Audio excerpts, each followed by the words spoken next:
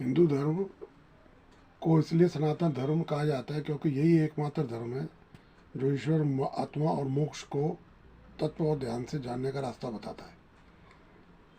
मोक्ष की विचारधारा इसी धर्म की देन है। एक निष्ठता, ध्यान, मौन और तप सहित यम नियम के अभ्यास और जागरण का मोक्ष मार्ग है, अन्य कोई मोक्ष का मार्ग नहीं है। मोक्ष से ही आत्मज्ञान और ईश्वर का ज्ञान होता है। यही सनातन धर्म का सत्य है।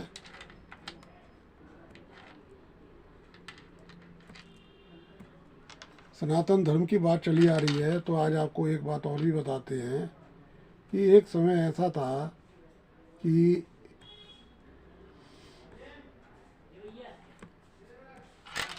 जब नारी के कपड़े उतारे जाने की कोशिश करने पर महाभारत हो गई थी, और अब एक समय ये है किसी नारी से तन ढकने को कह दीजिए तो महाभारत हो जाती है।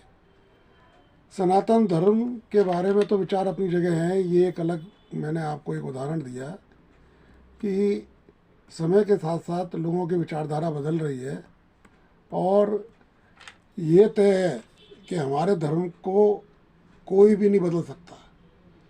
कुछ राजनीतिक नेता धर्म के नाम पर अपनी वोटों की रोटियां सेकना चाहते हैं।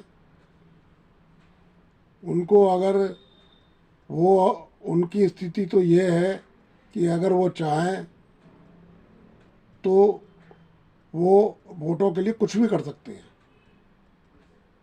यानी उनकी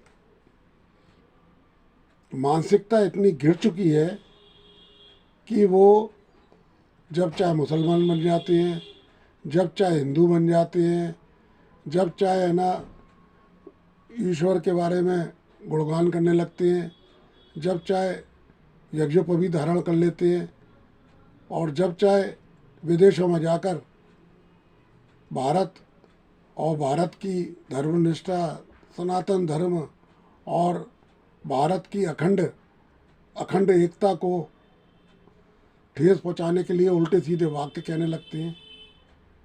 ये तो सर्व प्रचलित है, और युगों युगों से हमारे हिंदू धर्म में और हिंदू परंपरा के अनुसार ये बात युगों युगों से घर में सिखाई जाती है और बताई जाती है कि घर के झगड़े जो है भैया घर के अंदर ही निपटा लो, घर की चार दीवारी से बाहर नहीं जाने